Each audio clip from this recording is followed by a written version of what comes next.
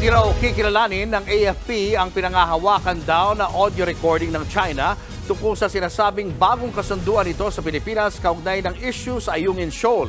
Sa panahon daw ngayon, napakadali na mameke ng boses. Nagbabalik si Camille Samonte. Purong paninira at pwedeng pineke, ganyan ilarawan ng Armed Forces of the Philippines ang sinasabing audio recording na hawak daw ng China na magpapatunay sa sinasabi nilang New Model Agreement na pinasok di umano ng Pilipinas para pahupain ang tensyon sa Ayungin Shoal. Una nang lumabas sa report ng Bloomberg noong Martes ang umano'y plano ng China na ilabas ang audio recording. Laman daw nito ang usapan nila ng isang opisyal ng AFP. Sa ngayon ay wala pang hawak na kopya ng mismong transcript at audio recording ang News 5.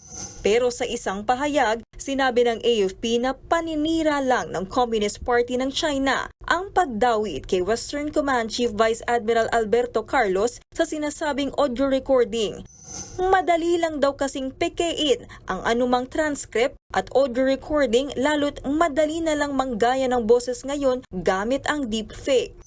Tingin ng AFP, distraction lang ito ng China para alisin ang atensyon ng publiko sa iligal na mga aktibidad ng China Coast Guard sa West Philippine Sea. Sa ngayon, naka-personal leave pa sa trabaho si Carlos pero nilinaw na kahapon ng AFP na hindi ito konektado sa issue ng New Model Agreement. Ang China naman, hindi natitinag sa posisyon nito. Matibay raw ang hawak nilang ebidensya at hindi ito pwedeng itanggi ng Pilipinas. Lalo lang daw natin sinisira ang sarili nating kredibilidad at nalalagay pa sa alanganin ang sitwasyon sa South China Sea. Paalala naman ng Department of Foreign Affairs, huwag basta-basta maniwala sa baluktot na naratibo ng China. Taktika lang daw ang sinasabing audio recording para pag-awayin at lituhin ang publiko, pati ang mga ahensya ng gobyerno.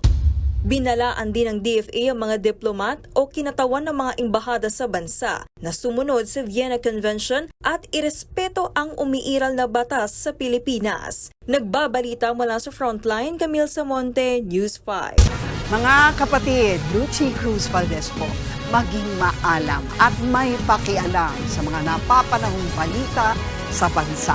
Tumutok at mag-subscribe sa News 5 social media pages.